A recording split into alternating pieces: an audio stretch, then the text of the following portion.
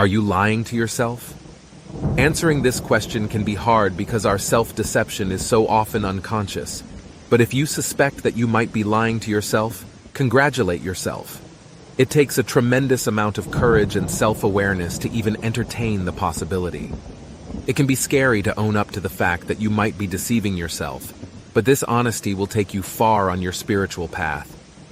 Here are some signs you should look out for. 1. You feel like you're running away from something. It's hard to admit, but you feel like you're trying to escape something. Maybe a thought, a realization, a harsh truth. Something is lurking in the darkness, and you don't like it. You feel the need to escape, but you don't know why. 2. You keep justifying other people's behavior. In order to evade the truth, you find yourself making excuses for other people and their bad behavior. For example, you might tell yourself that your emotionally abusive husband is just blowing off steam from work, or that your backstabbing friend just made a stupid mistake. Justifying other people's behavior is much easier than facing the truth and making hard decisions. 3. You keep justifying your behavior. I didn't hurt him. I just taught him a lesson. Don't hate my career.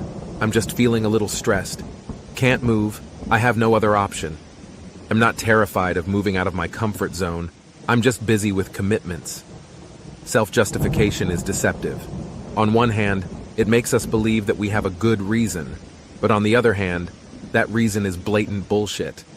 Unconsciously, we know that we're just making excuses, but consciously we're oblivious. 4. You have a rigid attitude. You cannot accept blame or responsibility for anything that has happened. Instead, other people are always to blame. This tendency to perceive yourself as always being right and others as always wrong hides a tremendous amount of fear. Beneath the narrow-mindedness, you're secretly afraid of answering to the truth. So in an attempt to escape reality, you form rigid mental barriers and point the finger at others. 5. You feel inauthentic. You can't seem to shake the feeling that you're a fake or sham. Inside of you, there is a sense that you've lost touch with who you really are. You go places you don't want to go to. You make friends with people you don't like. You buy things you can't afford. You laugh when the joke isn't funny. You don't know what makes you happy or who you really want to be in life anymore. How to stop lying to yourself.